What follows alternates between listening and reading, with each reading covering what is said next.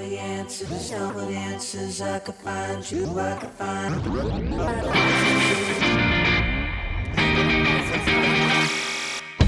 From the Sporting News Studios, this is the Fantasy Football Show with your host, Matt Litevsky. I got all the answers, all the answers. I could find you, I could find all the answers. If you let me get it close and study you. This is the crown jewel of all our position podcasts. Running back, the most important position in all of fantasy. That's why we had to bring in the big guns. Fantasy football commissioner, Eric Ferreira.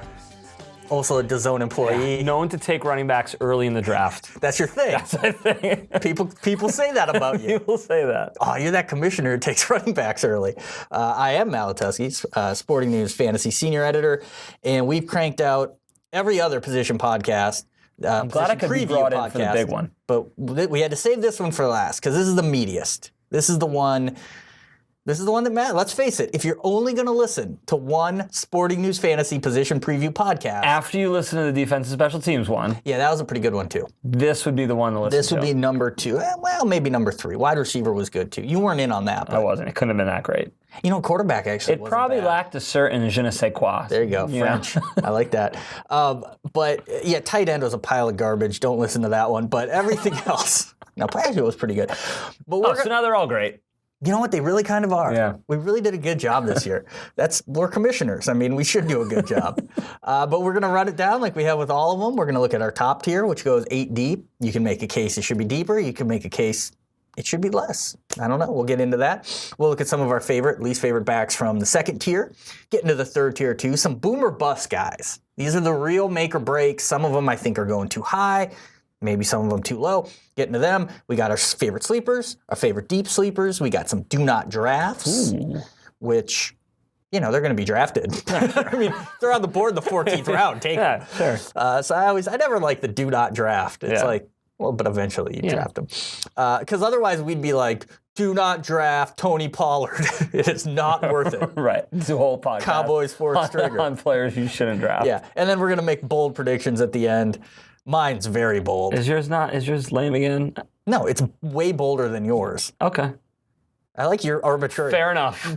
There you go. That was an inside joke from before the podcast that no one understands. So that's how we do it. That's how we like them. That's how we do it around here. So anyway, we're going to get started, as we always do with these, with sort of a general draft strategy for the position. And we've already said we take running backs early. I like to get one. I like to get a good one. No, but that's the thing with running backs. Look, it's funny, we joke about that, but a lot of people, especially lately, are like, no, don't take running backs early. Do the opposite. You know, the whole zero running back. I feel like that trend is kind of going out, though. Well, I mean, we'll get to it maybe when we get to the top. I feel like a couple years ago, there weren't a ton of guys that were like the man. They're still not as many as they used to be. There was some particularly bad years where there was almost all the first round guys either got injured or just weren't good. And receivers, it's a passing league now. Today's NFL. I don't know if you've watched a game in the last 4 years. I haven't watched one today. Right. So I don't know if it's changed. No, it hasn't. But and it was like, well, receivers you can count on. You can count on Antonio Brown, Julio Jones, but I can't count on these backs. They all get hurt. And so there was a move away.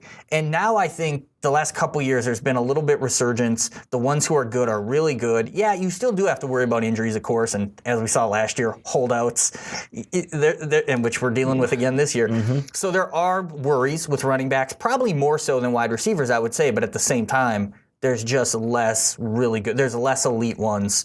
And if you have the number 4 pick, I don't know how you don't take a running back. But that's just me. Yeah, no, I'll certainly be looking to have an early first-round pick. We pull those out of the hat. Beat that into the ground. I'll be looking for that. But yeah, I mean, I want to take a stud franchise back, whatever you want to call it. I want to start my team with that. I want to take a lot of running backs in the draft.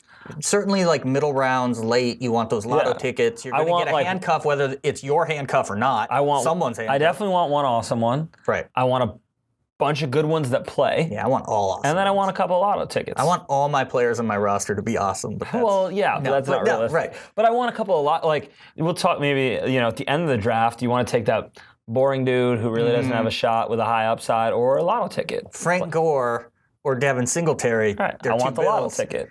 Even if Gore initially is higher on the depth chart, you're like, come on, man. Not sure. But the but the middle rounds take some committee guys, take some guys who are talented or in good offenses, and there's enough to go around. But you don't have like a set, I want both starting running backs by round 5. No. I don't think you can do that with anything really in the draft because drafting is all about maneuvering. Who's there and if value. We always talk about too how, I mentioned the do not draft thing, or you'll look at a bust list and a guy can go from do not draft, he's a bust, to, hey, that's good value. Right. Legitimately in 2 rounds. Real quick. It can be like, oh, hey, but now he's good value. Right. So that's what it's all about. Every draft is different, as we all know, just by what site you play on. ESPN rankings put a guy 20 spots higher than Yahoo rankings. If you play on both sites, it really changes the equation on where guys go generally. Well, yeah, if people are using the the online draft tool. Which no matter how many cheat sheets you print off from whatever sites you use, it could be Sporting News, could be Roto World, whatever, that draft applet that you're using for your draft, that site, is going to affect things. Right. No matter what. You're like, well, I'm going to wait around. You're like, oh, crap, he's on the screen now. Right. Yeah, exactly. I liked it a lot. But these are real world things that happen. Like, let's not pretend that they don't. Right. It's you can have in your head, this guy's a sleeper, and as soon as he shows up in the view of the window, you're like, uh-oh. Well, and he's on the radar. At some point in the draft, maybe there's someone that got stuck on auto pick. Right. Or auto pick. Or whatever, and you're like, oh, well. And you don't know. When that guy comes, this is going to come off the board. And everyone's got an owner in their league who just Leroy Jenkins that thing, and it's just like, I don't care, I'm taking my sleeper. That should go in the 8th round, taking him in the 3rd. Or I feel like, I don't know, I can't back this up. For all That's never stopped us before. I feel like back in the day, people did legitimate fantasy research. Yeah. And like they almost made their own list. Now, because there's so much information out there, overload. I feel like people maybe go to work, read some articles, and then they rely on the draft tool. And they're like, it's close enough. It's fine. I've done my research. I have my favorite guys. But I'm going to, they rank the top 12. Fine. Right. So I'm just going to use that. Well, let's get into the top tier. Like I said, we go 8 deep with it. There's real debate about one of the guys, but we'll just get into it. This is standard now. We rank Zeke Elliott first. Obviously, pending holdout. And we have Barkley too. Now, I think a lot of people have Saquon Barkley 1. In PPR, we have him 1. But I think tomato for those guys, personally. We have Alvin Kamara 3, Christian McCaffrey 4, Le'Veon Bell 5, Melvin Gordon, pending holdout 6. We have Todd Gurley, 7, which is not where he's going in drafts. This guy is sinking like a stone. No one wants to touch him. It's very interesting. And now we include James Conner in the top tier at 8. Maybe we shouldn't. Maybe we should have David Johnson in the top tier. He's being drafted like he's a top tier guy. We can get into that.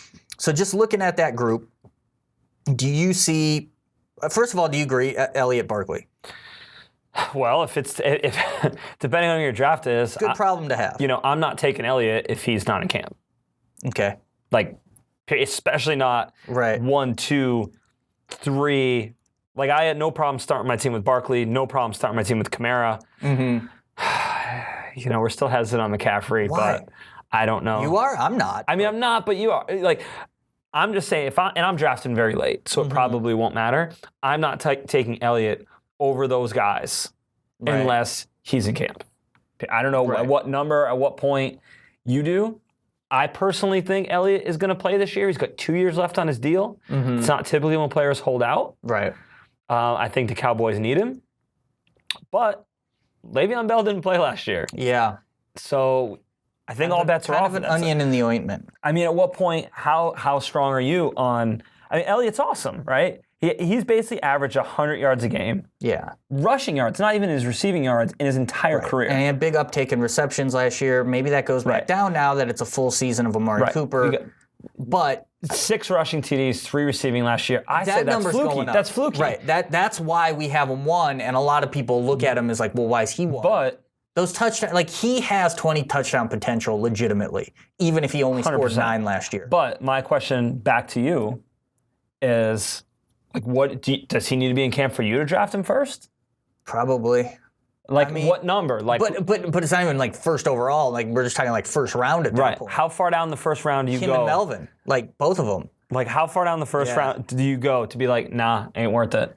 not screwing up my team. These players are all so good, and again, even if you're like it's 8th pick, and I'm like, okay, I'm just gonna take Devontae Adams, like it's just safer, and we talk about this all the time. There are people who drafted Le'Veon Bell last year with the 4th overall pick or whatever, and still made their fantasy playoffs. Like it can work. It can happen. But you're making it real hard on yourself. I don't want to deal with it. It's funny. Back in the day, I feel like I would have been like, no, he'll sign. I'll take him. Right. And now I'm like, I don't need that stress in my life. Yeah. Like, I'll find another good guy and let it be someone else's problem. Right. Yeah, I agree. So how far down do you go? I mean, it's so tough to say till you're in the moment. Like right now, as I'm sitting here in July, it's easy for me to be like, I'd take him 6th. Well, I think it's easy to say Barkley, Kamara, McCaffrey, no problem. Yeah. If Elliott's not in camp.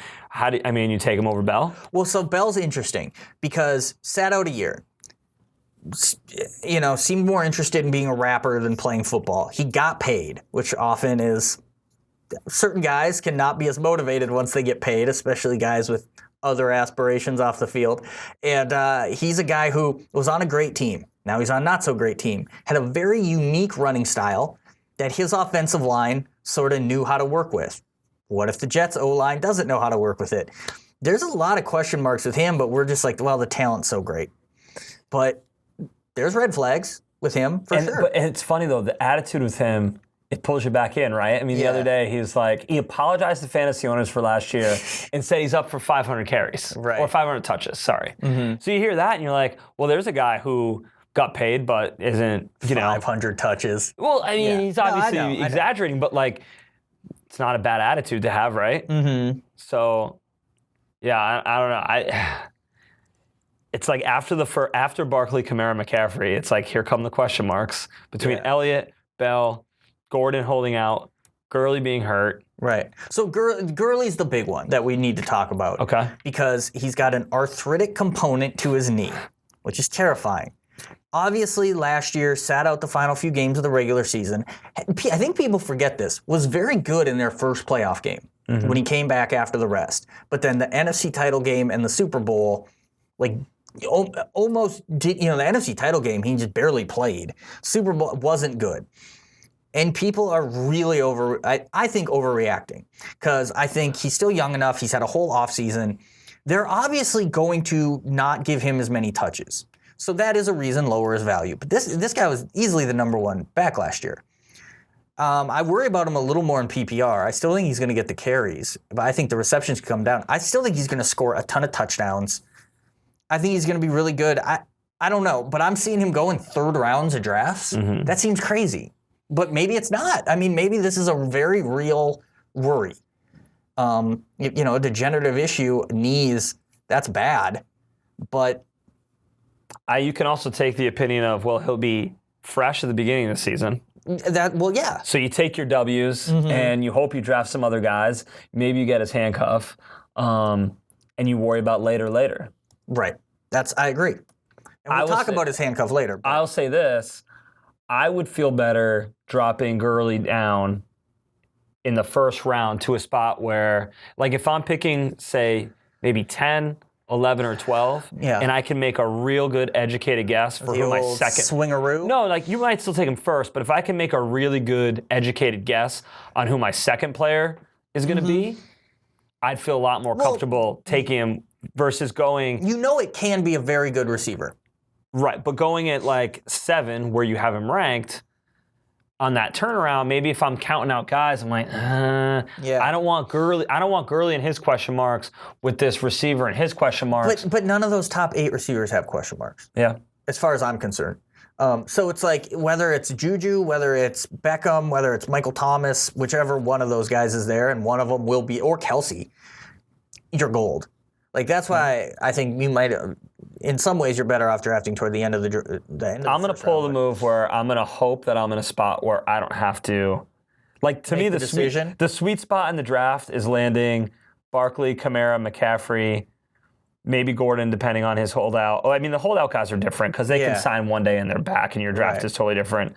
One of these other guys, maybe hope it's one of those deals. Hope someone takes Gurley ahead of you. Yeah. So I think there's going to be a lot of people doing that. And again, we're recording this at the end of July. So this is kind of early. And it could be a thing where the Gurley thing, like he's not going to play in the preseason. We know that. Right. I don't think we're going to get any useful news all preseason. And I have a feeling people are going to gradually get more scared of him. Now, maybe there's a turning point and all of a sudden he gets momentum and we get a real positive report and one of his O-linemen is like, he looks better than I've ever seen him. Right. And then just that's all anyone needs to hear. I don't know what we're going to hear that's going to turn it. Right. I don't know how much worse it can get, but I think people are very scared, and I think I could totally see this being a situation where at the end of the year he goes in the second, third round. People are like, oh my God, he scored 18 touchdowns. Why did we all just sit there as he fell? But let's look at the guy we have right after him, James Conner, and we'll throw in your guy. We'll jump ahead a little bit. Your favorite from the second tier, David Johnson. Yep. Obviously, former fantasy stud. Would you take either of those guys ahead of Gurley? Listen to this dramatic pause. For some reason, I'm not I have no reason for this. I'm not like a huge fan of Conner. I don't completely believe in him, even though he was awesome last year. Really good? Yeah.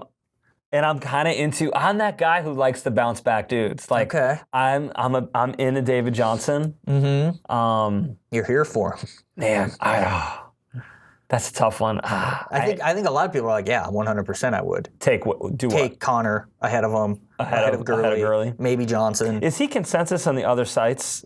Like Conner? 8 right here? Yeah. Yeah, so I'm just looking at the early ADP from Fantasy Pros, and it goes Barkley, Elliott, this is standard scoring, which they label STD scoring, which I always like.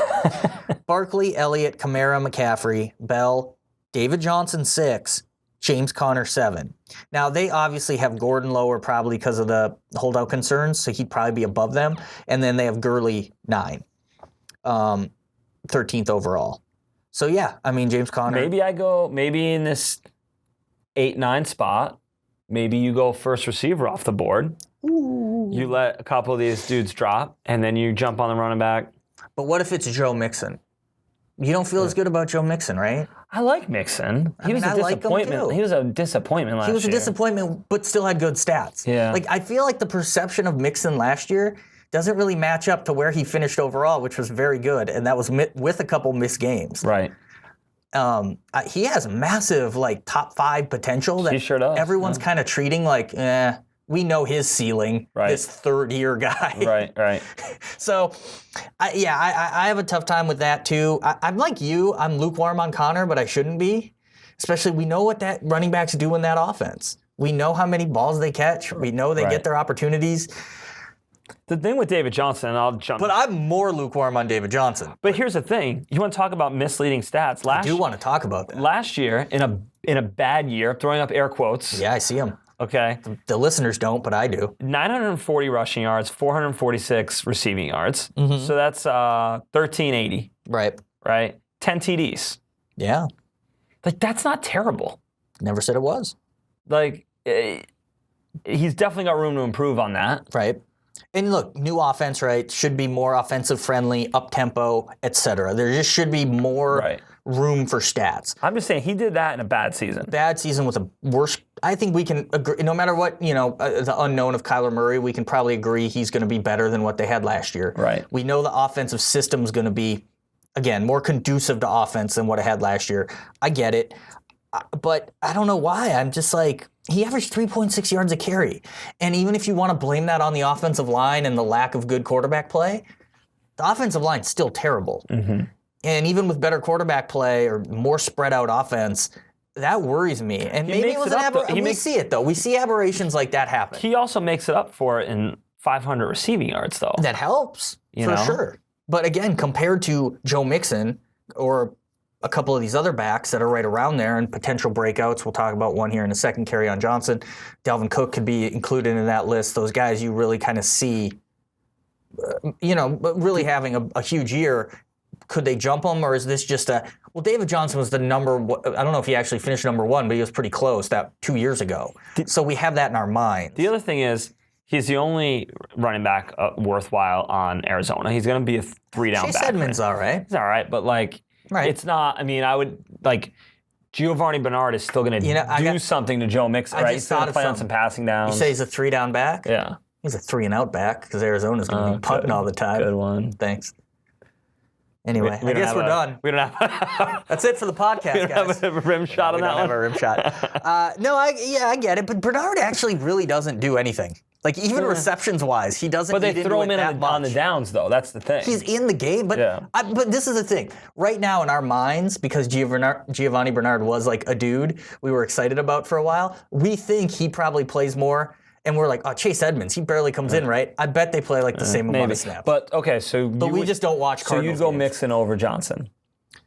I didn't say that, but I just said how I feel about them. Actually, you know what? I think I would. Okay. I just kind of like Mixon, but the thing is, I'm probably not going to have to because Mixon's going to fall behind him in most drafts, so I don't really have to think about that. So anyway, very good top tier. I think they're all worth first-round picks.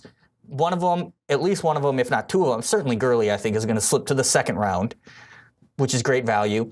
But let's get into the second tier now. And you look at those guys. This is who we sort of tabbed second tier: Joe Mixon, David Johnson. This one, controversial. Leonard Fournette. We can kind of get into him. Controversial? You're going to put him in the third tier? I mean, why not? Okay. I mean, I think people hate him. Yeah. You had him last year. You must hate him. I sure do. Exactly. And in PPR, certainly he falls well, below that. Dalvin Cook, Kerryon Johnson, Mark Ingram. We'll throw in Tevin Coleman, Phillip Lindsay. And so that was the second tier. I'm going to add some of the early third tier guys too, at least as we determined they were. Tevin Coleman, Phillip Lindsay, Aaron Jones, Marlon Mack, Nick Chubb. Now, Nick Chubb's a little bit of a special case, and we'll get to that in a second. Throw in Derrick Henry and Damian Williams, who's a guy that a lot of drafters are treating like a second-tier guy. We're a little lukewarm on him. We'll get to him more in a second, too. So that's through our third tier. So you look at that. We already mentioned you like David Johnson the most out of that group. I like Kerryon Johnson. Maybe this is some Lions fan bias coming through, but he just seems to me like a prime breakout candidate who, got hurt a little bit last year, didn't play as much probably as he should have early in the year, so that's why the stats are a little depressed. But you look at the yards per carry, fantastic, exactly what you want to see in a young back. And he's a decent pass catcher, and then they get rid of Theo Riddick, because that was always the worry, like, how much can you really do in the receiving game as long as Theo Riddick's there? And he averaged 5.4 yards per carry. I think only Aaron Jones had more than him among backs with 60-plus carries. It just seems to me like he's in a good spot. The offense has changed. They want to be more run-heavy, more two tight end. I feel like he's going to get a lot of touch. It all comes down to whether he can stay in one piece. Yeah, definitely breakout potential. I mean, out of these guys, just honorable mention out of these guys I like. Mm-hmm. Dalvin Cook, I like Kerryon, love Ingram, Aaron Jones, right? Chubb, right. We'll get to those guys a little more. But Kerryon, I just think, we have him behind Dalvin Cook. I don't know if I personally feel that way when you factor in the Dalvin Cook injury history, which I know you hate hearing because he's one of your keepers. Yeah. But it can't be ignored. He's missed more games than he's played in his 2-year NFL career, 17 to 15. Mm-hmm. That's a worry.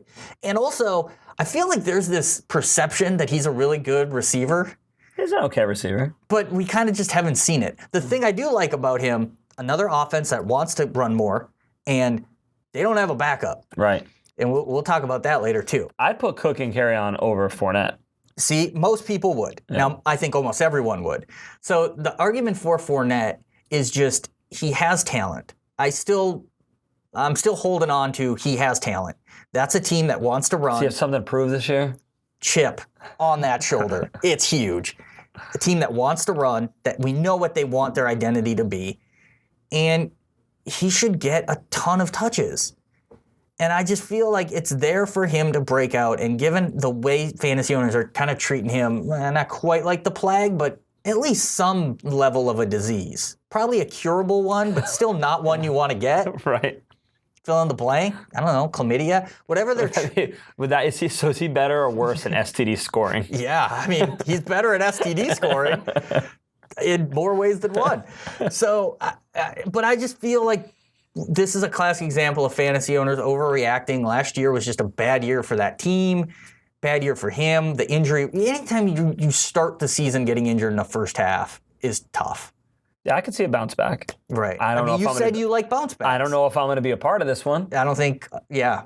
But 11 fantasy owners in the league won't be. I could certainly see myself pretty pissed about it in November when he's the number 3 back. Just like me with Derrick Henry? And he's got like 12 TDs. Right. And I can picture a conversation upstairs in this very office between me and you. Yes. Where I'm just cursing out Leonard Fournette for being good. And just like I'm going to be, let's move, perfect segue into our least favorites from the second/third tier. Derrick Henry. This is just hatred. This is this guy was the worst last year for me. He was pretty terrible. I took him in fourth round, whatever I took him in.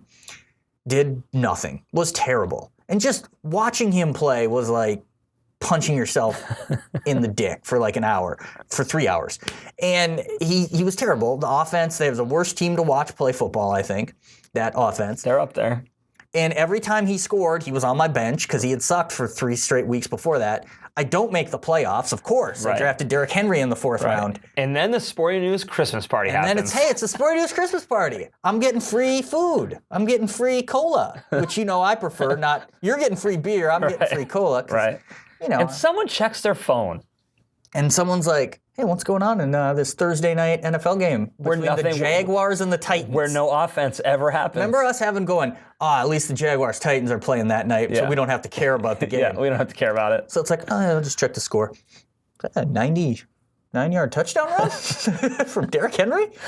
And then it's, dude, Derrick Henry scored again. Is that a 58-yarder? Hey, Derrick Henry scored again. 4 touchdowns. Like, what, dude? Lay off the colas, man. Yeah, he hasn't scored that many colas. times. This information can't be true. Oh, so many colas that night. And then people are doing karaoke, and I'm just getting upset. And 4 touchdowns, 200-some yards. The next week, he had like another 150 and 2. And at the end of the year, you look at his stats and go, wow, dozen touchdowns. Heck of a year. Right. For Big D. What did he finish? Did he finish? He's like 900 yards, 12 touchdowns. No, but in terms of running back. Oh, yeah, he was up there. Yeah. You can score that many touchdowns. And that pissed us off, too, because I owned him in my other league. Right. And, that pissed us off that we're like, and he's going to look good next year. His numbers are going to look fine. And you have him in a keeper, so you're like, I'm going to have to keep him. I know, I'm going to have to. Yeah, he was 13th last year in STD scoring. See, you're out of the Derrick Henry game. 1,060 yards and 12 touchdowns. Is there any way you draft him this year? No. 6th round? No. You'll take him in the 6th? No. No. Okay, you're out. Well, I'm keeping him, so I'm in again. That's ridiculous. Yeah. I have to keep him. Yeah, whatever. That's what they all say. You don't have to. But anyway, so now he's in a contract year. Oh, yeah. People are like, oh, yeah. But he's already in a walking boot, though. Right. Of course he is. And people are like, he's established. They're going to feed him. Oh, whoever. Was it the coach? Was it Vrabel? Whoever. Oh, yeah, that's a workhorse. Don't do it.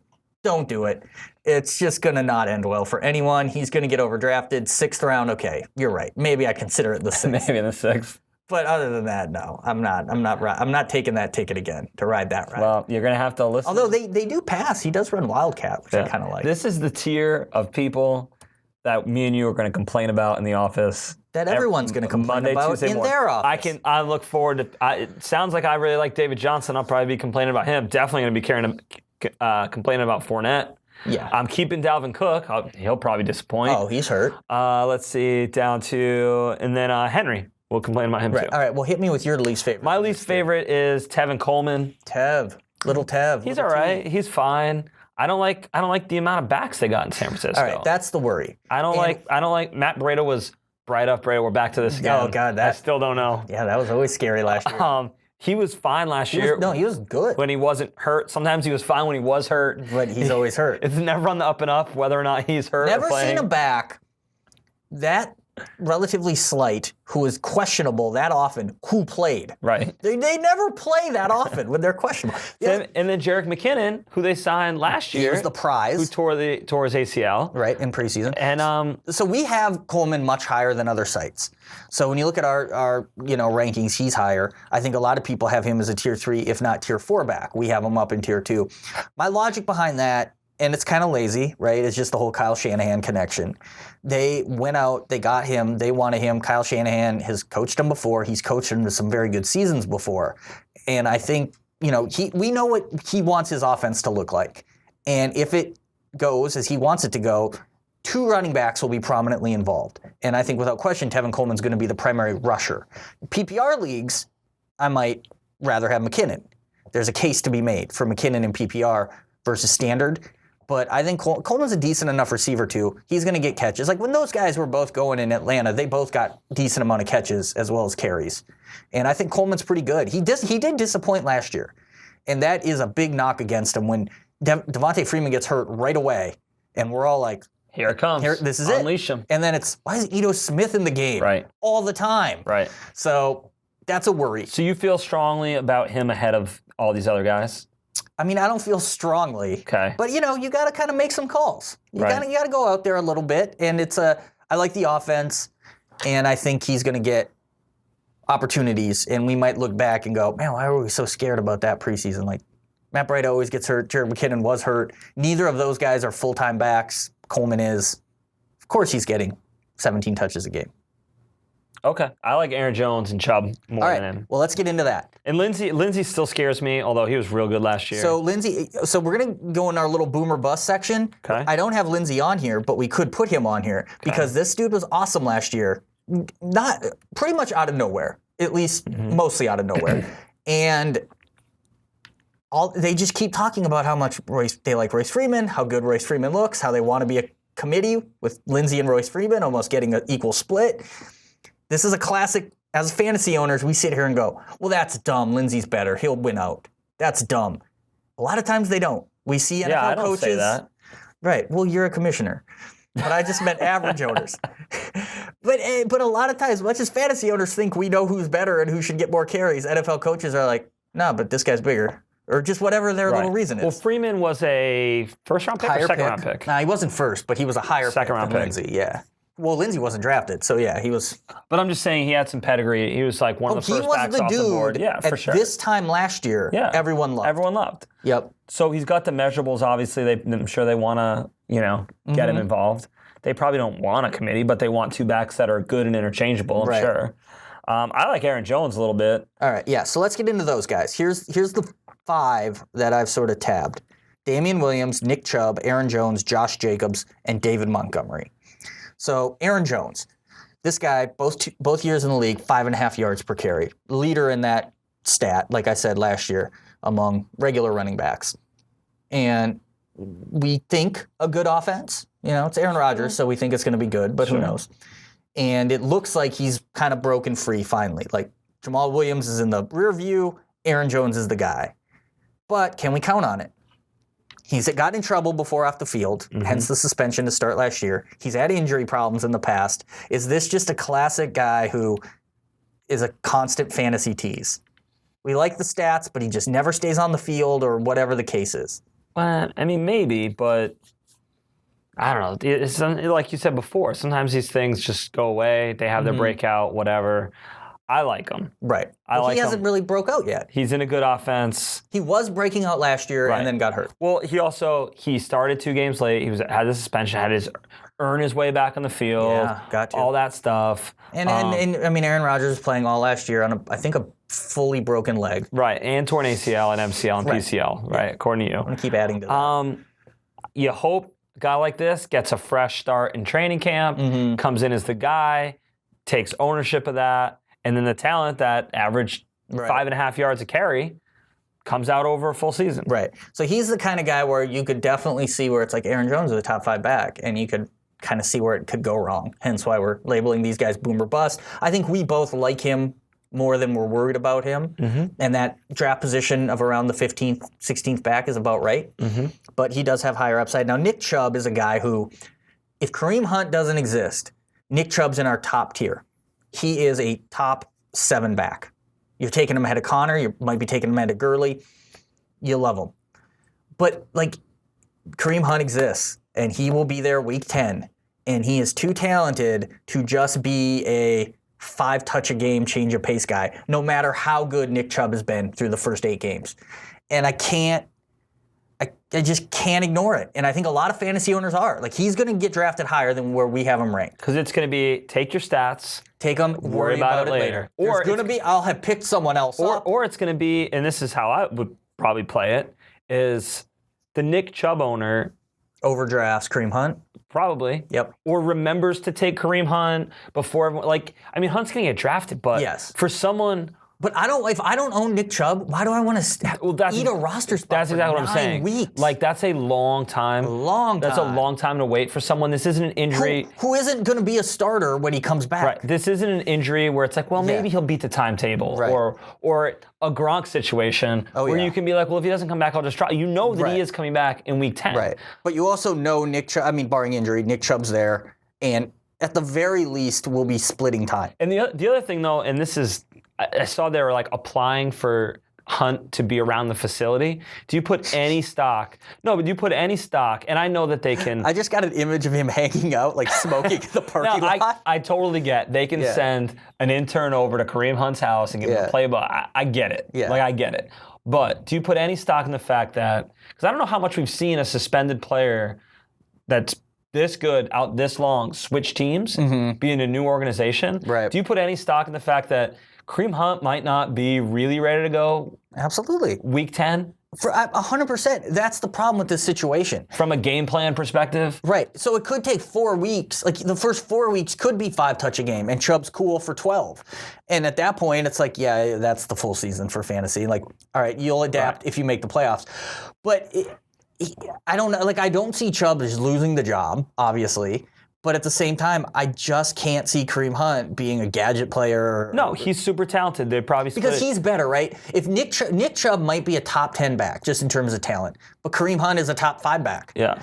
No, I think in their world they're probably like, well, we're gonna interchange them equally. Like, they're literally gonna play every other series or the equivalent of that or whatever. So how high can you draft Nick Chubb? But my only thing is all these other guys on this list. I get it. Like, we're drafting for a full season. Right.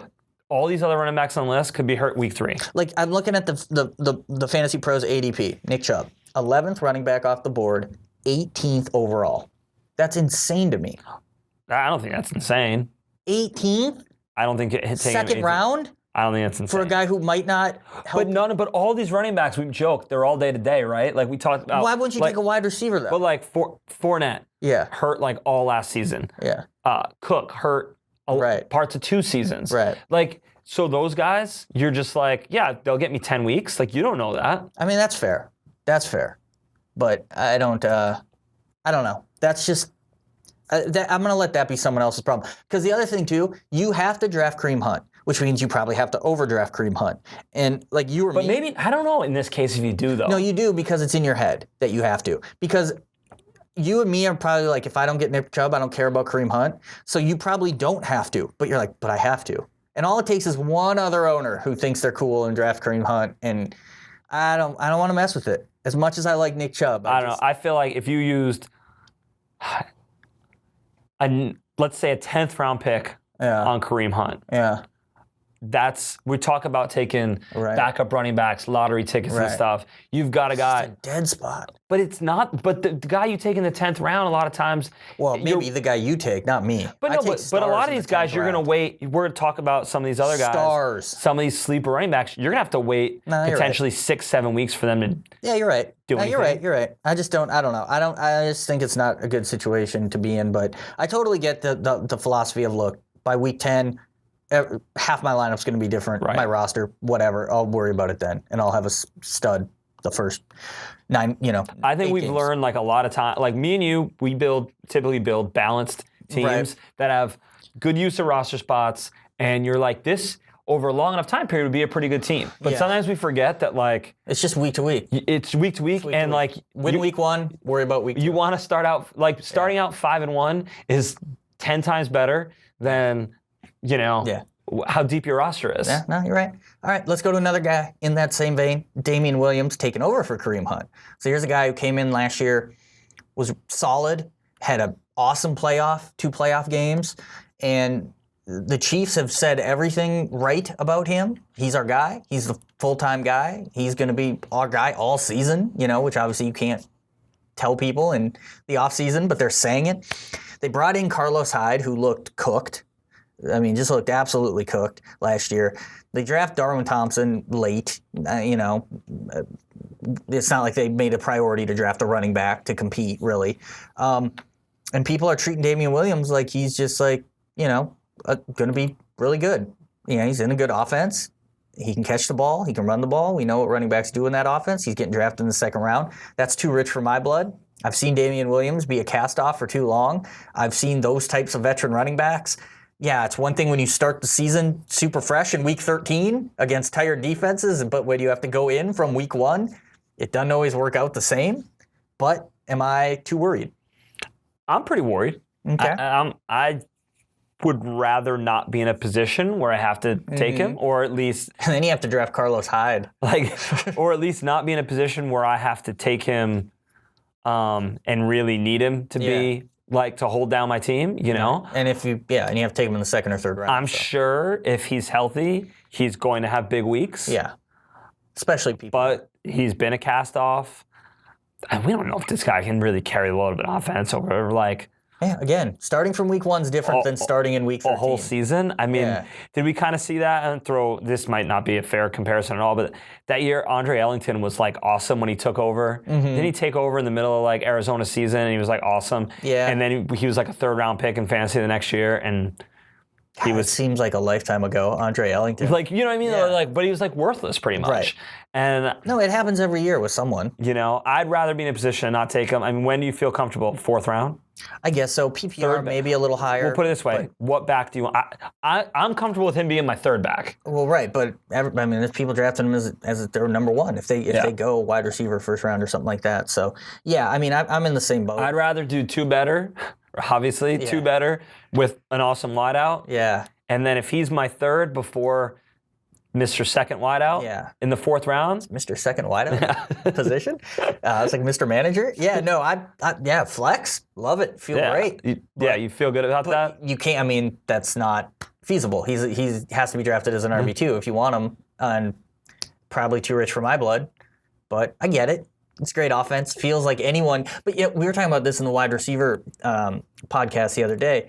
Billy and I were talking about how Sammy Watkins, you just go, Chiefs offense, awesome. And then you go, yeah, he kind of sucked last year, though. He's disappointed so many times. Why did he suck? What? I don't get it. So it isn't just you're in that offense, it's automatic. Right. It feels with running back you are, but for all we know, Carlos Hyde is going to play more than we think. Right. Or a rookie's going to play more than we think. So that's also the worry. It's not just him being terrible or busting. It's just, hey, why the hell is Carlos Hyde in right now? He sucks. Right. I don't know. All right, another one. Josh Jacobs, 2 rookies, Josh Jacobs and David Montgomery. Total wild cards, as we all know with rookies, always are. The Raiders did a lot to try to beef up their offensive line because they were terrible last year running the ball. Their offensive line was terrible. Josh Jacobs is, he's got Alabama pedigree, which sounds great, but it's work. A lot of these Alabama backs aren't so great. It takes a year or two. Right. For a lot of those guys, or not at all, or they bust, like we saw obviously with Trent Richardson, who was actually okay as a rookie and then busted. But you look at that depth chart and you feel like, okay, there's no real competition. What about your boy Doug Martin? No, you just want the sound effect. You claim you don't like it, but you said that, so I will say Doug Farton, and we'll get I just set you up, man. I just set you up. I don't like it. I think it's cheesy and stupid, but I know you want it. I didn't. And like a good partner. I would have said it if I wanted. Like a good partner, I set you up for it. Right, a good setter in volleyball. Well, I was thinking because you said you were watching the Top Gun volleyball scene the other day, so maybe that. Not just that scene. I was watching the entire movie. But just that scene a lot. What? There was the shower stuff too. Yeah. Okay. So, but Josh Jacobs. I'm a good partner. We're podcast by committee here. I get it. I appreciate it. I wanted to say it, but I didn't say it. Your new intern set you up like that? No. No, I don't think he does. He really didn't. I don't think he does. He did set me up inadvertently to talk about North Dakota State and FCS football the other day, so that was good. Because he picked Dallas Goedert and went to South Dakota State, and so of course I talked about the Dakota Marker game, and so on and so forth. Did you guys talk about how there should only be one Dakota? Or no? No, we didn't. But it's an interesting idea. So Josh Jacobs... This in a good spot. Is boomer bust. But I'm, again, a guy who's going too high for my blood. I'm not that interested. I think he's, another guy that I'm like, he's a flex back at most. Mm-hmm. But almost by default, he's the cool rookie. I actually think David Montgomery's the cooler rookie in people's minds, but at least initially it was Josh Jacobs. So there's some helium that goes into that, the cool rookie. And at the end of the day, I don't know. He doesn't excite me too much. Over the years, I've gotten a lot more scared of these guys than I used to be. Yeah. Maybe it's the wide receivers, becoming more reliable and they're becoming more of them. Mm-hmm. I just feel like there's other ways to go. Get another sure thing. Mm-hmm. If the guy falls to you in a later round where he becomes a flex, I feel like I've been burned so many years about expecting someone to be my number 2 back, and like he's never done that before. You know what I mean? Like instead of getting a good number 2 back, you were like, no, this guy. You're looking only at upside. Right. You're not looking at like realistic, historic fantasy performance. So I think David Montgomery's getting the rose-colored glasses view where people are like, third round back in a Matt Nagy offense, just like Kareem Hunt. And hey, the Bears depth chart, him and Mike Davis, he'll win that. He's way better than Mike Davis. Look at all the yards after contact and how many broken tackles. And at the end of the day, Tariq Cohen's caps his ceiling because Tariq Cohen's going to be a passing down guy. Mike Davis was decent last year. Mm-hmm. I don't think he's that good, but he was decent last year. They brought him in. I don't think he's just not going to play. So I like the Bears offense sort of in general. I think they got upside this year. And Montgomery looks pretty good. But another guy, I just feel like he's getting overdrafted. People are a little too excited about him. And I can totally see that world where at the end of the year, it's like, oh, David Montgomery finished 12th in fantasy scoring. But I just don't see... Who do you like more, Jacobs or Montgomery? Jacobs, just because he's, I think, a little better path to playing time. Yeah. But they both have to deal with a good receiving back that's going to cap upside. So they're in fairly similar spots. And, Montgomery's on a better team, he is probably, but maybe not. Probably. I mean... You don't think the Bears are better than the Raiders? Offensively? Yeah. Or just in general, both? Well, why do we care about their defense? I'm just saying they're a better team, having the lead. Yeah, they're a better team, but clock, all I care about is offense. More scoring opportunities, running clock. All I care about is offense. Okay.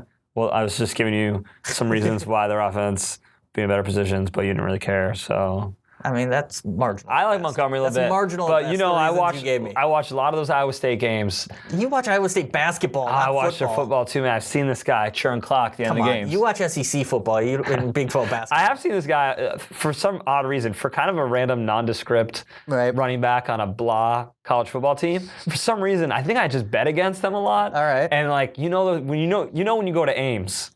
Dude, Ames, especially a night game. Ames, right? Yeah. Yeah, when you go to Ames at night, I've seen this guy churning clock at the end of the games. Weird things happen at Ames at night. Been saying it for years. Yeah. Yeah. All right. Well, I get why people are excited. I'm not as excited, but, I think the thing with not with Chubb, not with Aaron Jones, but with Jacobs, with Montgomery, and maybe with Williams, is if there's a receiver that's better, that's a sure thing, man, like... But running backs are... valuable. Yeah, but we've already got... You should already have one, maybe two on your team. One. Right. No, that's fair. All right, let's go to sleepers and deep sleepers. Favorite sleeper, I'm going to kick it off.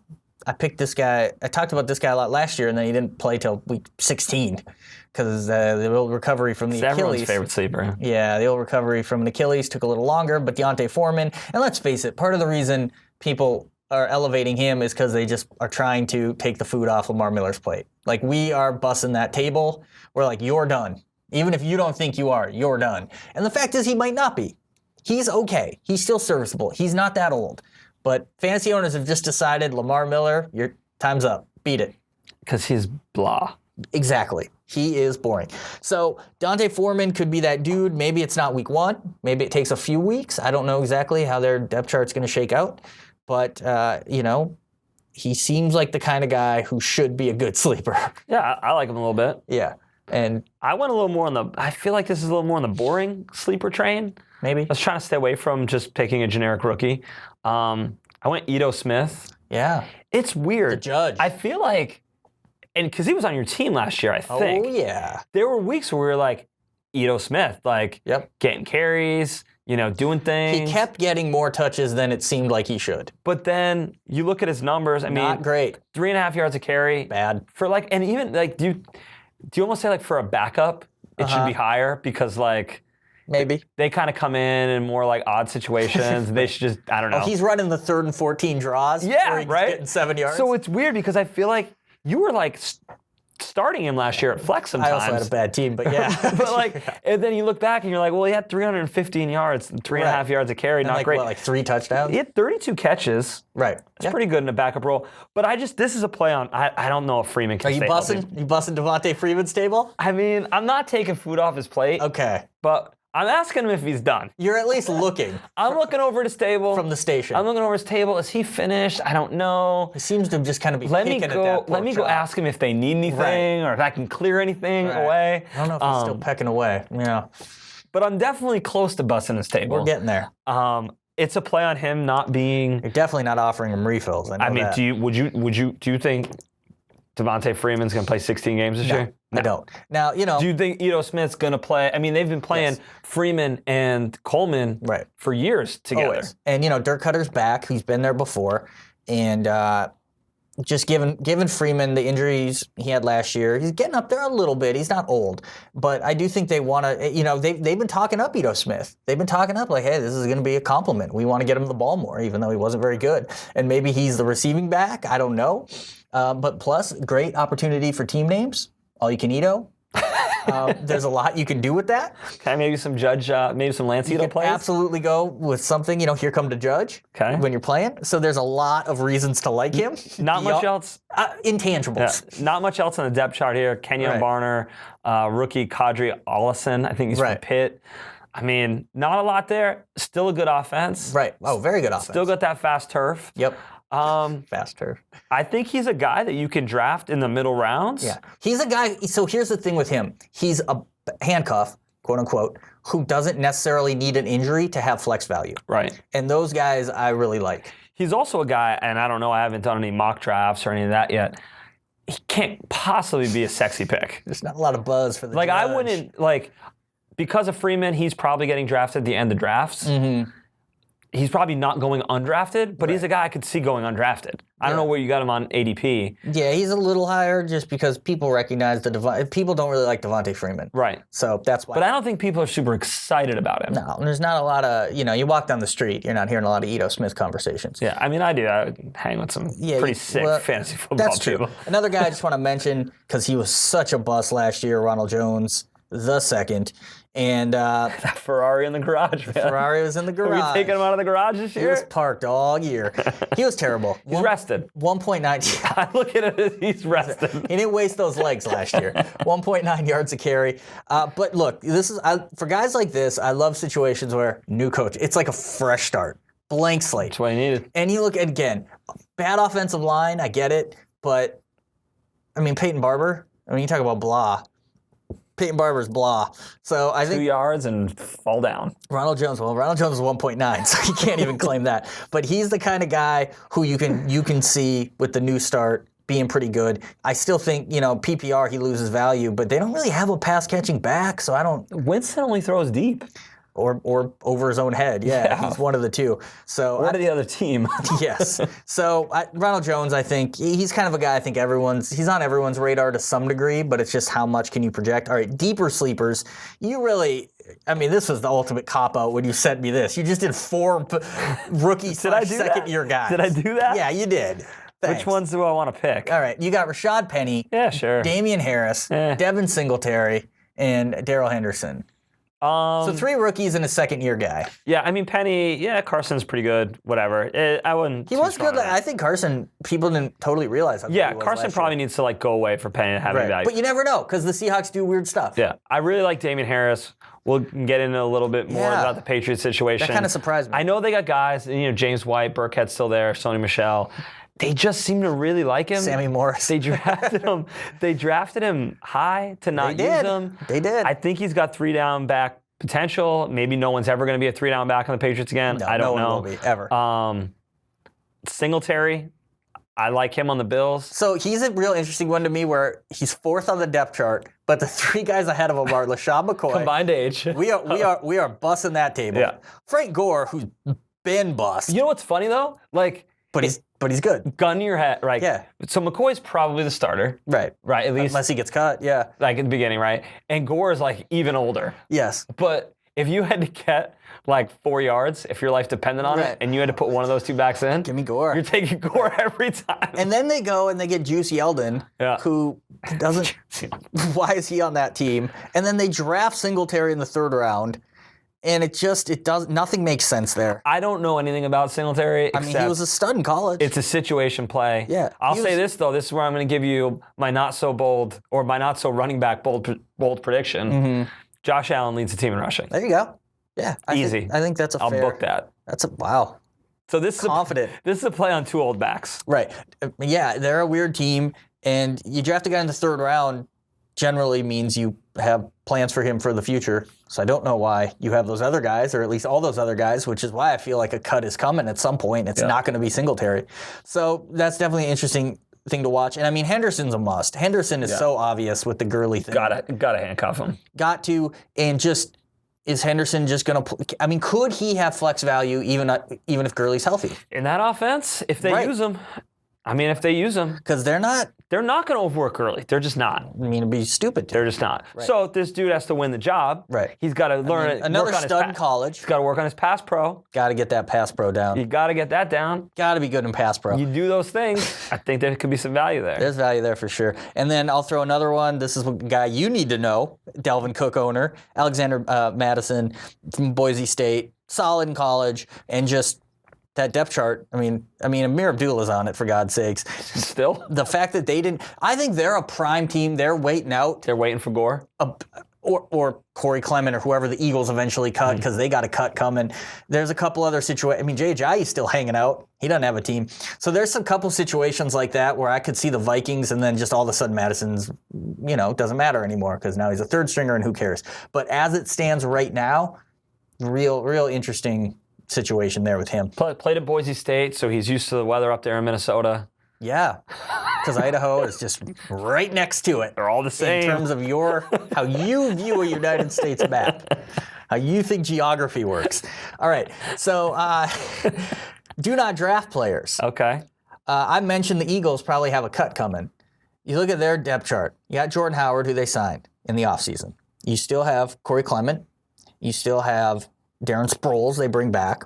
They go and draft a guy in the 2nd round in Miles Sanders. People like. You still have Josh Adams, who was pretty good last year, right, when he played. Yep. Yeah, Miles Sanders, definite sleeper. So I feel like someone's getting cut. Jordan Howard's not getting cut, but I still don't really want anything to do with him this year. He has gotten worse every year since his rookie year. They still got Smallwood. Right, yeah, another one. Yep. He's gotten worse every year. And I've been reading all this stuff. Oh, he's dominating 1st-team reps. Like, thanks. It does seem like he's going to be at least the goal line guy, and he could punch in a lot of touchdowns and kind of be that LeGarrette Blount we've seen in the past, where it's like, oh, he only had 780 yards, but 10 touchdowns. Okay, I get it, but I'm just not interested. He's so unexciting to me. I guarantee you I will always be able to find another player I want more in the draft. I think they're going to do what teams have done before. A guy who's got somewhat of a name, who's had somewhat of a good season, right? Who they bring into a new team, and they're gonna run him in the line. It's gonna take games, right? And they're gonna deal with this 3.2 yards a carry. Yeah. And the Eagles are a pretty good team. They have enough parts. They'll win some games, and they're gonna waste 10 to 12 carries on him a game. They're gonna be worthless carries. And some point in the season, they're gonna figure out that the young guys on the team. I mean, they drafted a guy in the 2nd round. Move the ball better. You mean you want to play him? Yeah. You draft a running back in the 2nd round. Do you think these teams do this stuff though to keep that guy fresh? It's part of it. You know what? If we don't play our rookie running back until week 5, right? It'll be better long term. So we get this veteran plotter to just take hits, and that's when he's going to be the freshest as earliest in the year, right? Earlier. So we'll see what we got in him. We'll let him run for 3 yards, and then at some point, 3.7 yards a carry last year. Better offensive line now in Philly, but they'll be at some point, they're like, all right, this isn't working. We need to be better, and then they give the rookie the ball. Yeah, or just whoever. Yeah. Right. So I just can't imagine why he would wind up on my team. Someone's got to draft him, but ain't gonna be me. So now you're turning on your own guys. Yeah, I like Sony Michel, but like him on my real life team to move the ball when he's on the field. But he's another guy, not unlike Gurley, with kind of chronic knee problems. They knew it coming out of college, just talking bone-on-bone type stuff. Look where they both went to college. They both went to Georgia. Something's I don't going know what on. they're doing down there. Running them into the ground. And formerly Mark you know, Richt. so if you go back to last year, they take Michelle in the first. Second, I think. I thought they took him First, first. or maybe it was. Yeah. Late first, I think. I think they took him late first, right? 31st. Yeah. So they take this guy late first. They get a pretty good year out of him, splitting carries and all that stuff. Pretty good year out of him. And then the draft right after, they go right back to third round. Damian Harris. Early third round, Damian Harris. When they still have Burkhead, James White in the team, they're a team that historically hasn't really cared about running back and finds one from wherever. It just tells me a lot that they went and got. You know what it tells me? It tells me that old Tom Brady now is a game manager. Whoa, that too. Times 10. No, that too. I completely agree. We're back to rookie year Brady. No, I completely Game agree. manager. They're gonna run the ball and all that stuff. Short pass. But I still think, I don't think they have any confidence that Michelle can play a lot. Well, I mean, the big thing with Michelle, and both of these guys actually, way lower in PPR leagues. Like, Sonny Michel he has single-digit catches last year? Because there's no point. They've got White, and even Burkhead's a good receiving back. So, I mean, these guys in PPR lose a ton of value as is, even in standard, though. Obviously, you look at both and think, well, they could score a lot of touchdowns, and they could. But there's just so much competition for touches in both these backfields. And they might be, both of these guys, especially Michel, he might be the most talented guy in the Patriots backfield. But, yeah, injury worries, it's just the Patriots. I think we talk about our own team. We know more about our own teams, right? And maybe I don't know enough about the rest of the league to find another guy. But I think the Patriots like Harris. I really do. I think they've got other guys. I don't think this is an RB. I don't mean an RB like one fantasy. I don't think this is a guy who's going to carry the ball all season. Right. And to be honest, he looked good at times last year. He real sure good, did. But yeah, I wouldn't be surprised if Damian Harris in 2020 is like that guy for the Patriots. Keeper league. No, I'm just saying, I wouldn't be, Burkhead will be another year removed and all that. Like, I could see Harris being the guy for the next couple years. Yeah, absolutely. And not Michelle. So, tough situation with both those guys. All right, let's get a little bold. Let's make some bold predictions. You're just throwing them out left and right with Josh Allen. You're going 2020 Patriots running backs. I mean, that wasn't a bold prediction. Woo! I said I could see it happen. I'm fanning you off right now. You're so hot with these bold predictions. Hit me with another one. Well, I don't even know if we've mentioned this guy's name besides quickly going through the second tier list. We saved him for this. It's Mark Ingram. Yeah. The second? Mark Ingram the second? Senior. Yeah. I don't know. No, he's not a senior. He's a second. Well, he can be a senior. Can he? If he has a kid, but named him Mark Ingram. He's already a junior. I know. I don't know how it works. You can't be a junior senior. You'd be surprised. That's the next thing. I know. A guy on his jersey being like, Mark Ingram, junior, senior. Mark Ingram, the second senior. I mean, would you be surprised if it happened? XFL's coming. I mean, I'm just... No, I think we haven't talked about it much. I think Baltimore is going to run the ball, and then run the ball a little more. Listen to that. Obviously, Lamar Jackson's going to have a lot to say about that, but I think they're going to protect Jackson from throwing the ball, and Ingram is, Ingram's the guy now. Ingram's been real good for New Orleans now. Do they have a better offense in Baltimore? Yes, probably. But I think Ingram's going to get the ball a lot this year. He's definitely going to get scoring opportunities. So my bold prediction, Mark Ingram, top 7 running back. I'll say in standard STD leagues. I won't say PPR leagues. Yeah, no, I mean, I do think Gus Edwards is going to get touches. Gus the Bus? Yeah, old every day I'm Gusselin is going to get touches. That's on the old team names. He's going to get touches, maybe more than people think, but you're right. Mark Ingram is still pretty good. I mean, look, he's like 29, 30. I mean, he's hitting that age. And we see guys just fall off. He's had some years of limited miles. Yes, that helps. But at the same time, we do see guys just fall off dramatically, unexpectedly. But no, top 7, it's a little rich for my blood. Well, it's bold. But would you let me get away with top 10? Absolutely. Can I switch it to top 10? You can go top 9. All right, top 9. No, you said top 7. All You're right. sticking with it. All right. So I'm just fair enough. There you go. I'm just getting cute. I'm getting too cute for my own good. This is me just trying to brag that I know who Darwin Thompson is. Yeah. Darwin Thompson leads the Chiefs running backs in fantasy points this year when it's all said and done. Damian Harris, whatever, washes out. Or not Harris, Williams. Carlos Hyde, cooked. And You cleaning his plate? Carlos Hyde? Yeah. I think I'm cleaning that plate. Yeah, not asking, just I'm just busting that table. Let's go, buddy. We got another party waiting to take this table. And old Darwin Thompson, 7th round pick out of Utah State, I want to say. If you say so. He was a late round pick. We'll put it that way. If you say so. He might have been a 5th round pick. Don't remember for sure. But either way, he was good in his lone year there. You know, he's the measurables aren't. I mean, this is a total. Why the hell not just say it? Because Darwin Thompson is. Because we'll never check on these bold predictions again. He's undersized. He's only 5'8". There's plenty of reasons not to actually believe this, especially if he gets cut in the preseason. Well, I'm glad you put a lot of. But it's just fun. And so is it fun? Yeah, it's real fun. So we'll go with that. You know, he compared himself to, I think, Barry Sanders. So oh well, as long as he held back a little on that. Yeah, that was a strike against him when I saw that. But that's if you're 5'8", which is about Barry Sanders was 5'8", 203. That's about this guy's. I like that you just know he's 203. Oh, you don't think I memorized the back of that football card? But if you're gonna, so I get the whole small running back. You're about the same size. Oh, like Barry Sanders. No, dude, go Maurice Jones-Drew. Don't go all the way up. What about Sproulsy? Well, that's a different type of back, right? This is a blast from the past. I know you don't know this name. Go Napoleon Kaufman. Okay. Don't give me Barry Sanders. He's another guy. I feel like I was waiting for Kaufman to get the job for a while, right? Was he splitting with someone back then? Was he even in the Charlie Garner years, or is he? It's so funny. I don't after even those know. Guys. Or Ty Wheatley might have been. He was with Ty Wheatley. It was back in the day. It was back in the day. Just free him, man. All right, good times for everyone. I think we hit all the ones that really matter, and no, I'm sorry, I got a message that just distracted me in mid-sentence. Way to be a pro. I know, that was pretty poor. But we've been going for over an hour. No one's listening. So we hit the guys that really matter. I'll throw one more at you. What do you think of Latavius Murray? Nah. Okay. What do you think of Darius Geis? Oh, yeah, we haven't mentioned Geis. I like Geis. I mean, lot to worry about. I cautiously like Darius Geis. But a guy whose plate I cleaned and then said, no, I'm here, I want more, was Adrian Peterson. Yeah, yes.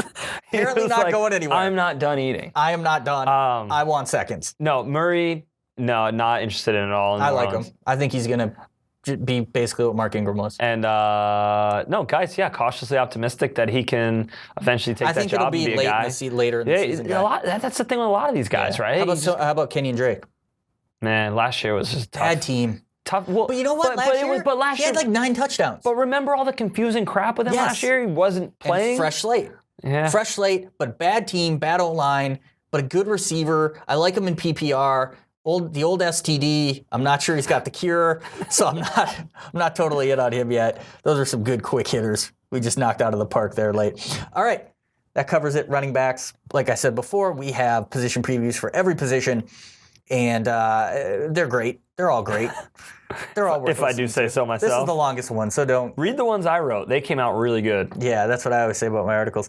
But speaking of that, sportnews.com/fantasy. For anything we didn't cover in the podcast, we have you covered on the website, from rankings to sleepers, draft strategy, tiers, team names, most important thing, auction values, everything you can want. Dynasty, best ball, the whole 9 yards. So you're going to want to go look at that. Find the cheat sheet. Just bookmark it. People don't bookmark things anymore, but if you're the type that bookmarks. We had a little feature getting ready to put on Sport News where there was a little bookmark thing on the. You could bookmark things within the site. I like that. You could bookmark 5 articles and then go back, because I'm the kind of guy when I go to the internet.